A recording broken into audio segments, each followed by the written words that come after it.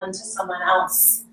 The person who went away was someone's father, was someone's son, was someone's loved one, did all sorts of things other than violence, but included loving and caring for people. And so their removal created a rip in the social fabric. And the problem is that it is that fabric and the integrity of that fabric that produces safety. And so those removals actually did not make us safer. They tore and tore and tore at exactly the thing that was holding our communities together. And it's why prison will never keep the promise of safety, and why survivors, when given the choice, will almost always choose something else. I've compared it to, like, if you imagine you had terrible migraines, and you had taken the same medication for 10 years, and the pain was undiminished and unrelenting. And someone came to you, a doctor said, there's a new experimental drug that shows very few side effects, really promising results, it's still relatively new, do you want to try it? When you say yes to that, which you do, you don't say yes because you have a high risk tolerance or you're interested in innovation, right? You say yes because the status quo is intolerable, because the pain of it is not a pain you can endure anymore. And so for many survivors, the election of something different and something new is not about innovation. It's not about being on the cutting edge of criminal justice reform, right? It's none of those things. It's about a pragmatic choice to choose a thing that might relieve a pain that everything we've offered thus far hasn't relieved. Our second belief is that responses to violence should be accountability-based. That sounds like saying survivor-centered, like a thing we say a lot. We say people should be held accountable, and by that we mean put in prison. But the problem is that accountability and punishment are not the same thing. And even worse than that, they're not only not the same, they're actually in many ways antithetical. Punishment is passive. To be punished, all I have to do is not escape it. It's something someone else does to me. It requires nothing of me whatsoever. Accountability is different. Accountability requires that I acknowledge what I've done, that I acknowledge its impact, that I express genuine remorse, that I make things as right as possible, ideally in a way defined by those I hurt, and that I become someone who will never cause that kind of harm ever again. It is some of the hardest work any of us will ever do. And prisons are designed in such a way as to make that work almost impossible. They're characterized by denial. The criminal justice system, the one person on your side, if your defense attorney tells you to plead not guilty, when you eventually accept a plea bargain and plead guilty, it's always to some strange subset of what you did that is sometimes partially untrue and never fully true.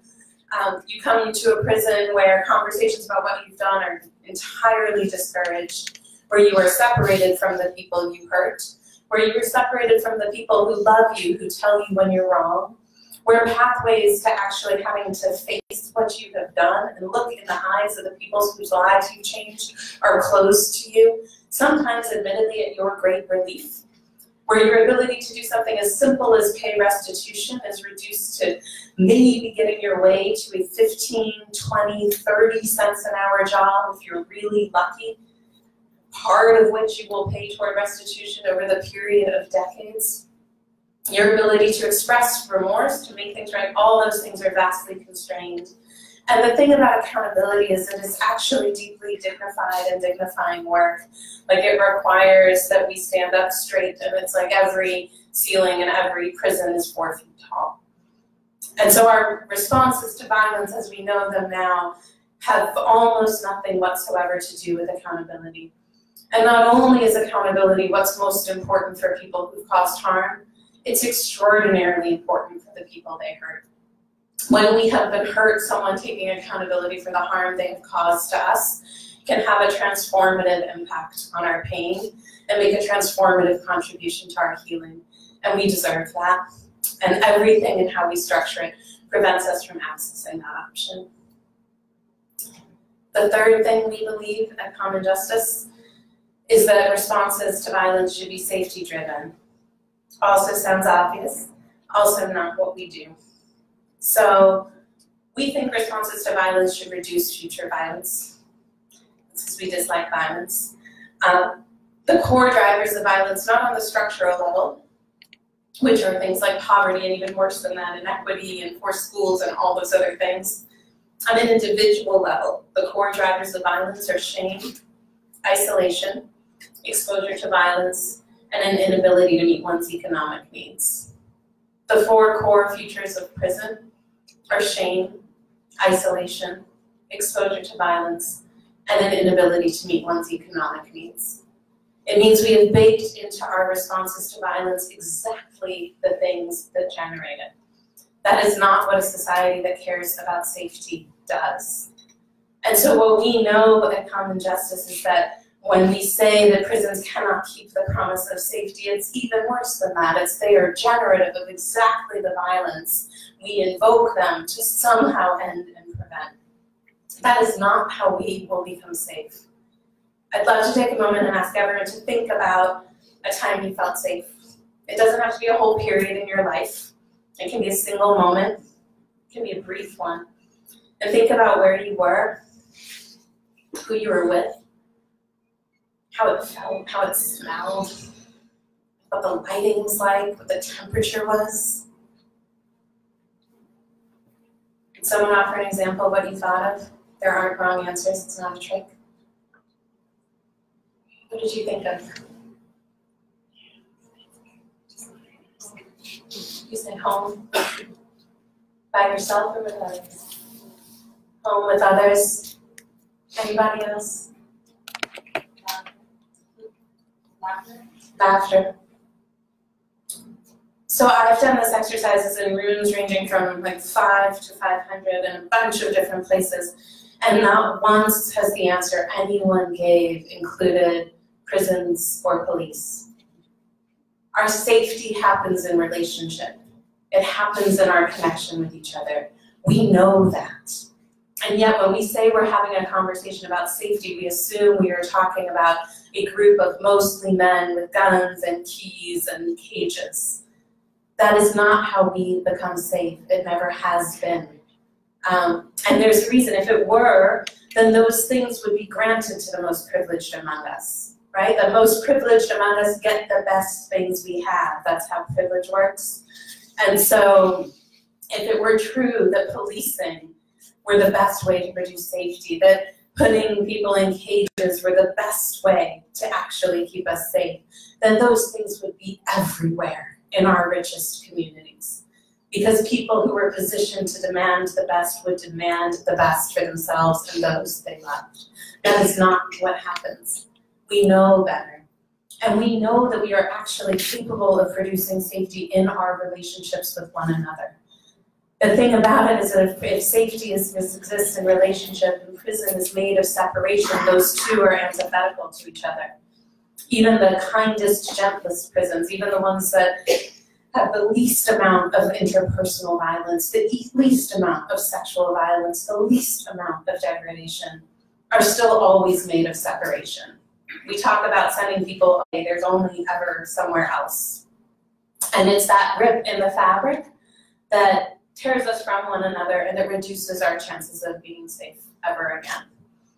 I remember one young man early in Common Justice, when he was one of our first survivors in the program, and he came through this long journey of reconciliation with the person who hurt him.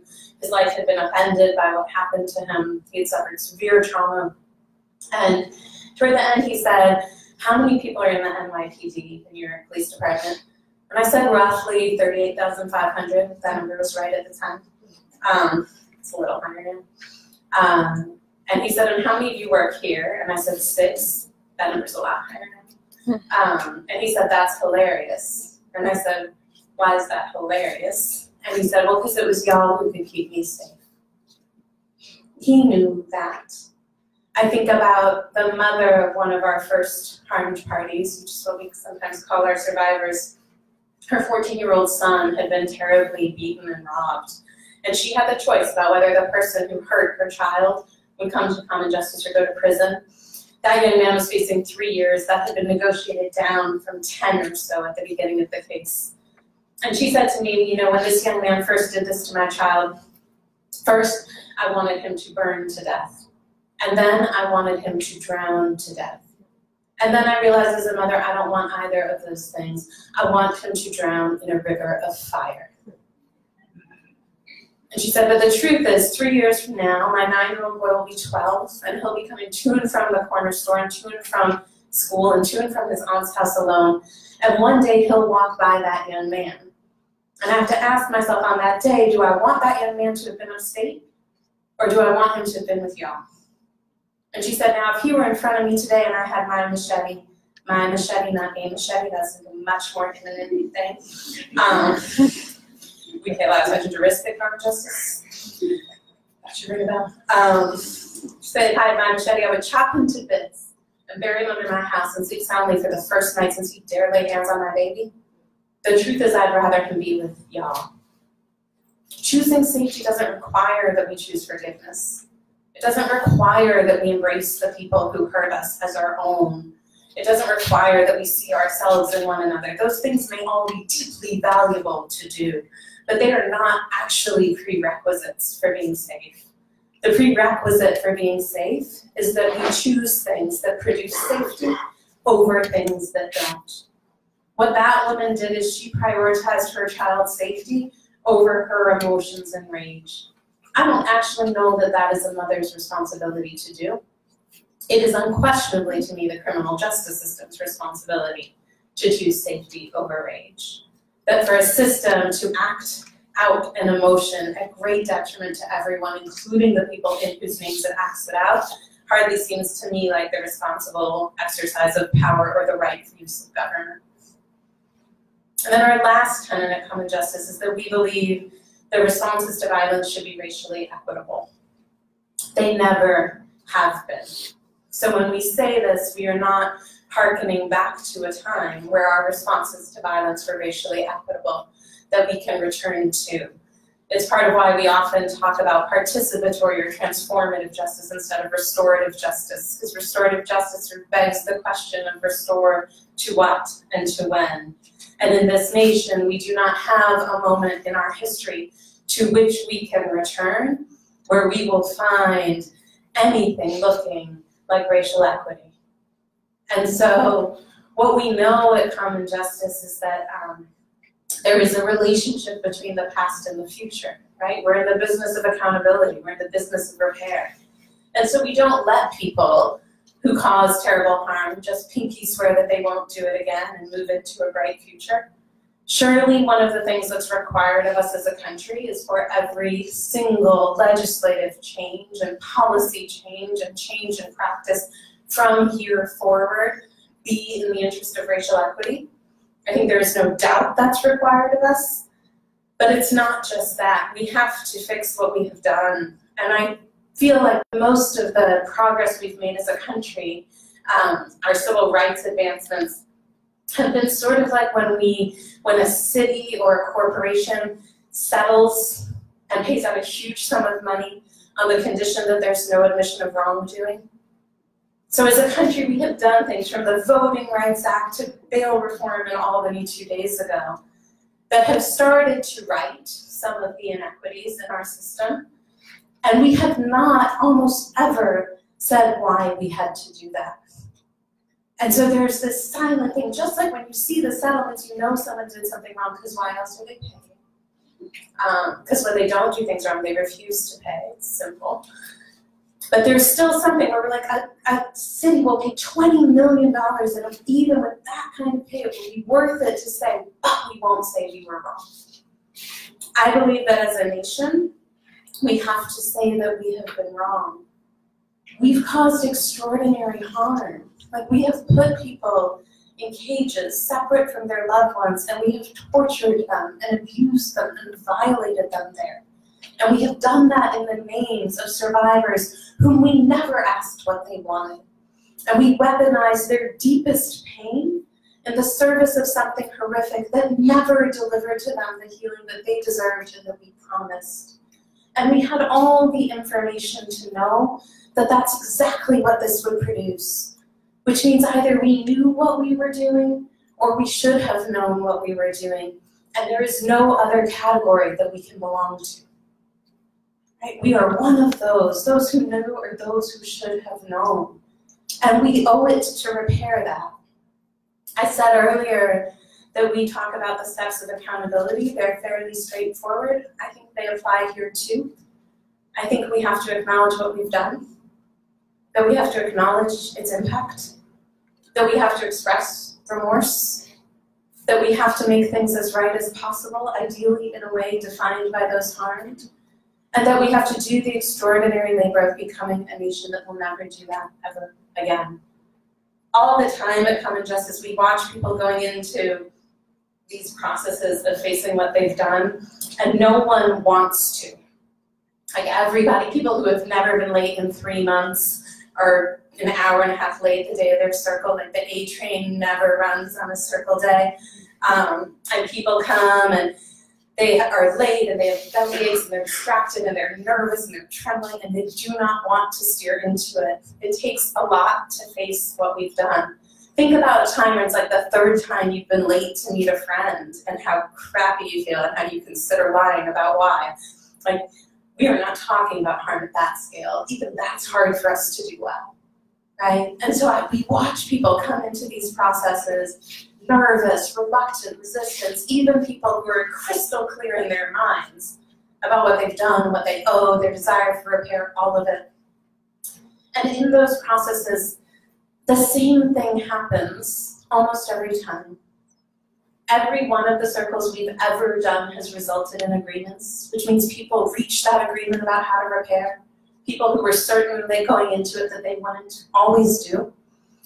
And that provides a path forward. It provides some measure of truth to the survivor. They get to ask why. They get to express the impact. They get to make the person look them in the eyes as they talk about it. They get to shape what that response looks like. The responsible party gets a pathway to earning their freedom so that they do not have to pay the price for it in prison. We do that. But something else happens for our responsible parties. There is a dignity that comes with having repaired what we've done wrong. We talk a lot about healing processes for loss or grief in this country. We sort of understand the stages of grief. We understand there's a process we go through to recuperate our hope, our dignity, our self-love, our connectedness to others.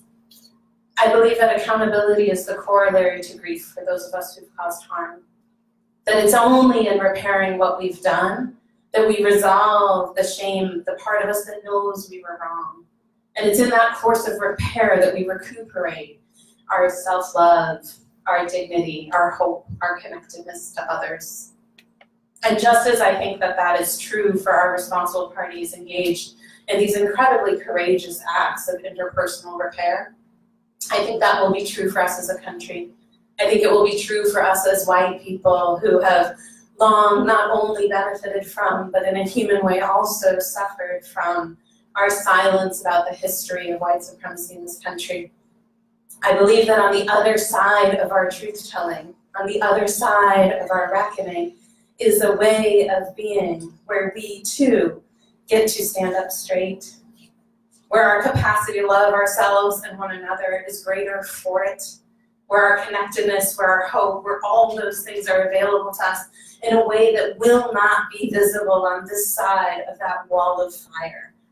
And so as someone who spends day in and day out with the extraordinary gift of watching people walk through that wall to the other side, I think the thing those of us who do that work know is that it is possible, and that the thing on the other side of that is better than anything we can imagine from here, and might actually be a place where we can begin to become the nation and democracy that all of us deserve to be. So I will stop there and open it up for conversation.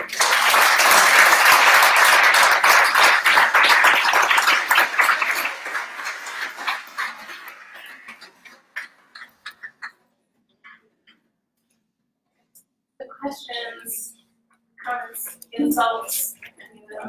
I work with adolescents and prosecutors. You'll have a hard time hurting my feelings, so don't be shy. So, are y'all just in New York, or are you raised in different cities? Right after. Yeah, so Common Justice is in Brooklyn and the Bronx. We've been in Brooklyn for a decade, in the Bronx for almost 2 years. There's a ton of other really powerful restorative justice work happening around the country. It is not diversion for violence in the adult courts. But there's diversion for juvenile cases, there's restorative justice that is inside prisons, there are all sorts of other things happening. And we do think about growing the work. We think about not just shrinking mass incarceration, but displacing it, like serving the function that it promises and can't do.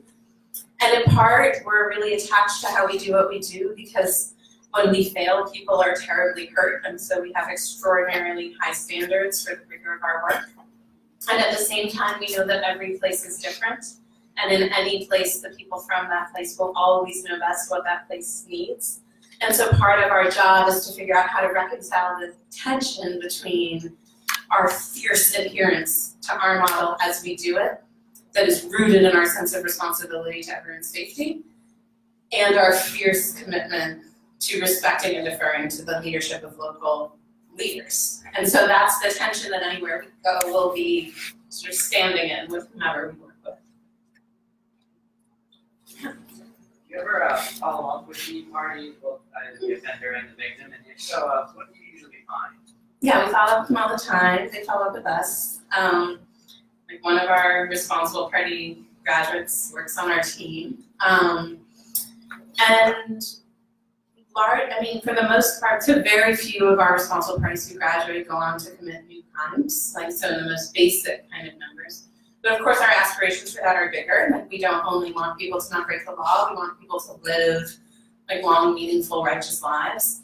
And their lives run a range. Like the factors, our work is transformative, but doesn't eliminate racism and poverty. And so they continue to contend with all sorts of factors that make their lives difficult, that put strain on them. What we find is almost never do they respond to that strain through violence anymore. That almost never is that the path they take to manage the variety of whether it is threats or lack or whatever comes their way. Many of them just thrive. Like they lead, they teach people, they raise their children beautifully. Like they live that transformation in their everyday lives.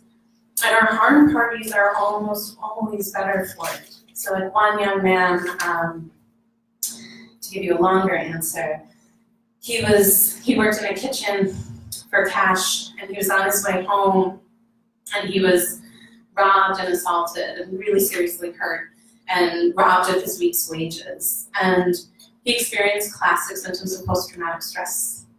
So he retreated from everything voluntary in his life. Just whenever he was outside, he would say if someone came up behind him, even if it was quote, a little old lady, his mind would race and his heart would race and his stomach would turn. And he would feel an overwhelming feeling of panic and fear.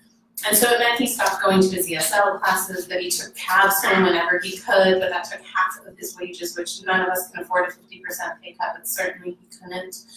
It rippled through his relationships, through his lives, through his life, and dramatically constrained how he could live. Like every single day his life was defined by this trauma. When we got to the circle process in his case, and the young man who had robbed him said, you know, every man older than me served at least 10 years in prison. My older brother served 11 years, and he's the one who taught me how to fight. And that night on the street, I showed you the wrong end of it. He's also the person who taught me how to defend myself, and if you want, I'll teach you that too. And the talking stick, we have a stick, you talk when you have it, you don't when you don't. It goes around to the young man who's harmed, and he said, I would love that. And because none of us had the stick, we couldn't be like, the vision of my general counsel passed before my eyes as I envisioned the liability questions I had to answer. But we went to a dojo where a martial arts teacher supervised it because we're good at knowing what we don't know. That's it's like you're going to develop one skill, develop that, and then all others are fine. And first, the young man who committed the robbery was standing as though he was being held and modeling how you free yourself from constraints. And then they switched positions, and this survivor, this young man, was standing being held by the same person who held him that night, right? The person who was the source of all these ripples through his life. And at first, And now is coaching him through how to release. And first he's holding him sort of gently as he practices it, and eventually he's holding him with all his strength. And repeatedly this young man just breaks free from his secret, over and over again. We close the session. The next day, the young man, the survivor, called me on my cell phone, which is widely understood as being emergencies only. And he called me and said, Danielle, I'm calling to tell you nothing happened, which didn't sound like an emergency. And I said, could you say more? I find that's usually a good thing to say when I don't understand people. And I said, could you say more? And he said, I just walked by a 6'4" man and nothing happened. Right? Like his heart didn't race, his mind didn't race, his stomach didn't turn. And he had about half an hour before he had to be at work, and so he went to Times Square so he could walk by as many people as possible. I have contended this is the only actually positive story about Times Square in all of the history. I challenge you to find the other. And he's on the phone with me. You can hear him like, let me see it all. I'm like, nothing. Tell me he doesn't deserve that. And if we know we can produce that, and we know we can produce that without putting anyone else at risk. The young man who hurt him has admittedly honked a turnstile more than once, but has not committed any other crimes. I'm comfortable with that. I'm donating $5.50 to the MTA as part of our collective responsibility. If we can deliver that to somebody, and we choose not to, because we're afraid of the political implications, shame on us. Shame on us entirely. And so what we believe at Karma Justice is if that option can be made available without putting anyone else's safety at risk, then it is our moral duty to put it on the table. Yeah. So I have a comment, like everything you said, which is like so poetic. I was kind of in a trance. I think they just did the lights to make it kind of spooky, so that would be part of why. But in a positive way, because I've been a victim and I've had a victim. Yeah. And I've spent, 10 years of my life in prison, and I sit here next to your hero, my hero too. Don't have to fight over her. No, she got her prison off. Please. But one of the things is knowing that Ms. Rocky met me in prison. This is like totally restorative justice right in front of your face here. That's right. Because her son was murdered. Yeah. And for her to embrace it, really. Yeah. And like that's a total another level. Yeah. Like you said, it's valuable, they're valuable things, forgiveness and everything like that. But to really see that, to feel that, to know that, and then I've been working for her for 7 years, and she's my mom and my friend, my counselor, and my mentor. That restorative just, and I've never committed a crime. That's right. This is, that's right. Yeah, it works. That's right. That's right. And those of you who don't know Dorothy Johnson's fight, Mothers in Charge, know it. And if you have money, give it all your money. And if you have other things, give back. But if you have money and other things, give it both. Like if you're rich, don't ask how you can volunteer, ask how you can volunteer in. Nurture that work. But it's true, like if everyone who has ever hurt anyone, I don't mean broken the law, but like if everyone who's ever hurt anyone, could you raise your hands? And if you have yourself, keep them up, if you've ever hurt anyone, if anyone has ever hurt, if no one has ever hurt you, like if you have never survived any kind of harm, put your hand down.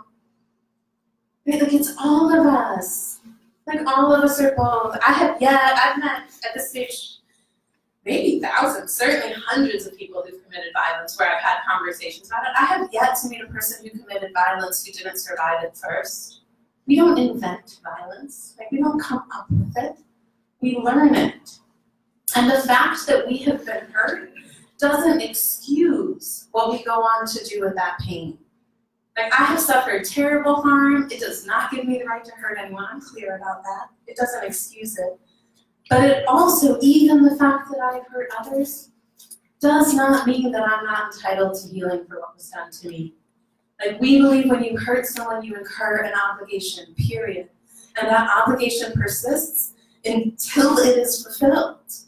right? And we believe that when you are healed, you are owed something, and you are owed that until you have gotten what you need, and that those things do not cancel each other out. I don't know why it's so hard for us as a country where everybody is in debt to understand this.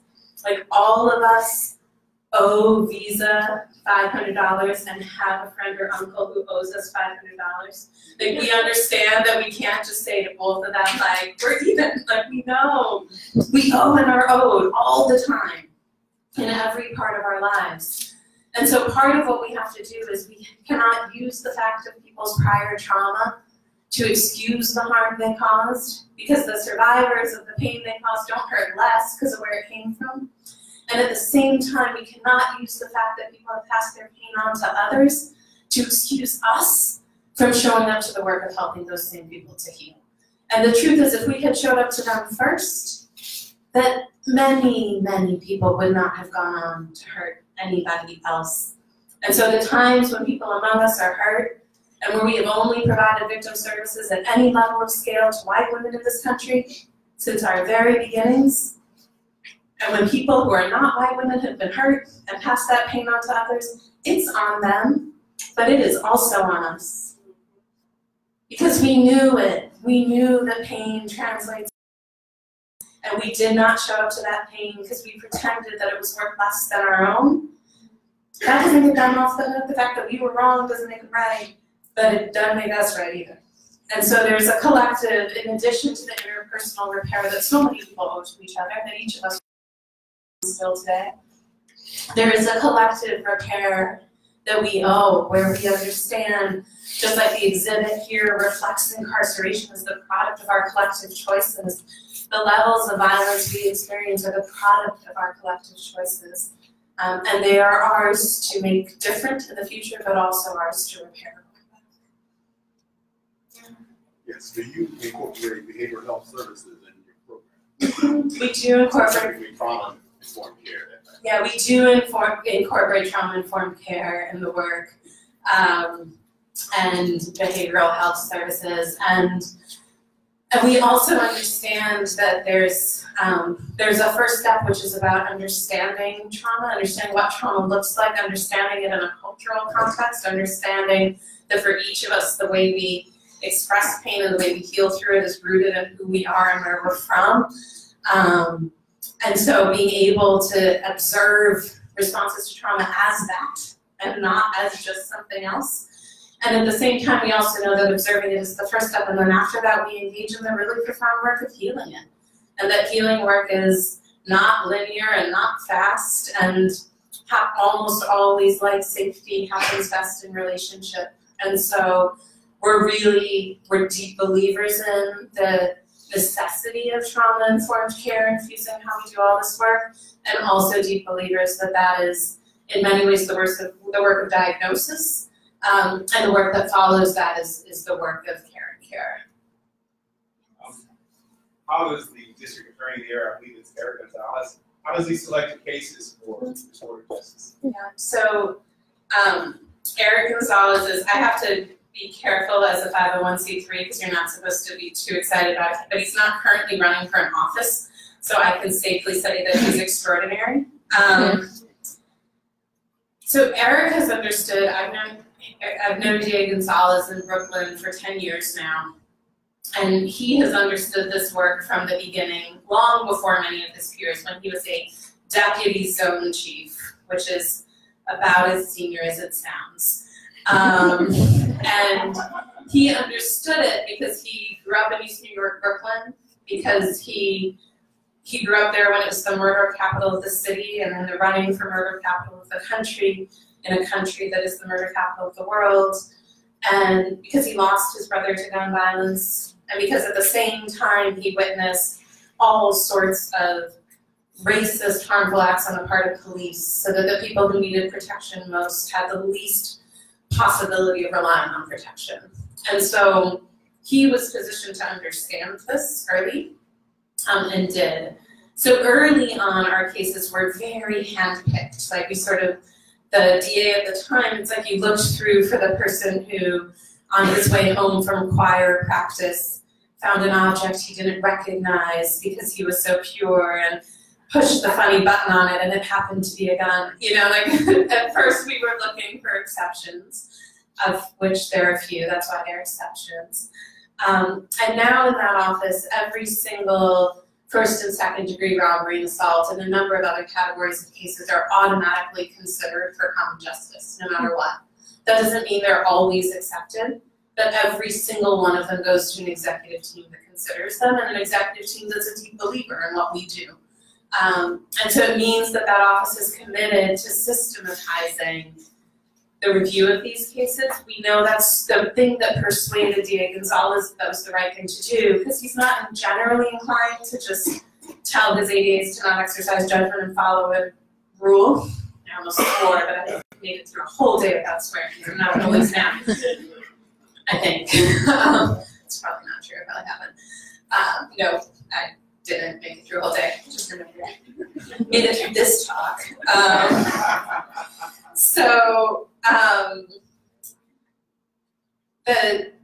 The thing that persuaded Eric to do it is that we know that if it's a priority to reduce implicit bias in decision making, that you cannot have people have to elect to put someone in something. You have to have people defaulted in and have them elected out. Because electing someone out means you have to actually articulate the reason why this person who would presumptively get this opportunity shouldn't, as opposed to coming up with an affirmative case about why this person should be the exception who gets something. And so that inversion for that office is consistent with inversions they're making everything from their charging decisions to their use of alternative incarceration on much lower level cases that are about always selecting the least restrictive option that can possibly still secure safety. And that's based on an understanding that incarceration, that we cannot incarcerate our way to safety, and that the harm incarceration causes is one that it's our job to reduce. Yeah. Yes? I'm just wondering if you get a lot of pushback, or is the culture moving in the direction that you like it should? How much pushback do you get, and what do you get that are? Totally. So, you know, I said before 90% of survivors choose what we do. So the pushback is not from people whose lives are at stake in this work, right? And that's a really important thing to say, right? It's important to say that everyone whose life is at stake in work, the vast majority of people are on the same page.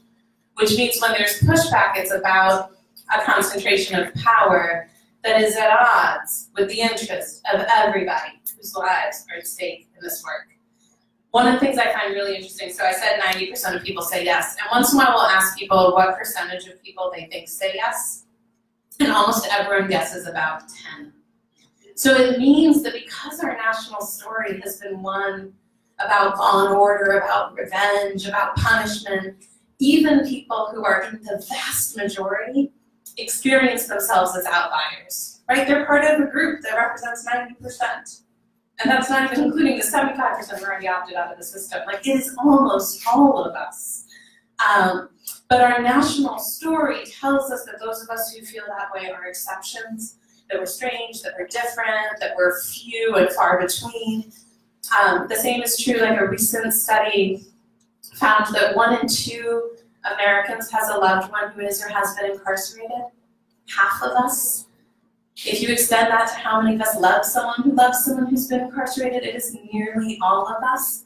And so the thing that gives me the greatest hope is that so much of the conversation about law and order and who we are and what we want is actually not at all based in real human experience and in what people actually want. And so it means there's room for us to break through what is a very thin layer of lies and distortions to get to the place under it where we are the vast majority.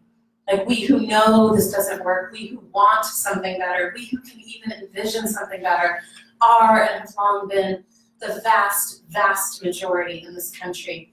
And I think it's why work that surfaces those stories in the public conversation is so critical to bringing about transformative change. Because the minute we start to see ourselves as part of a majority, instead of the sort of radical, crazy few, we will start to act as a majority. And then the people who, even in our shoddy state of our democracy, are still answerable to us, they will have to do what we together tell them to do. And they will. Because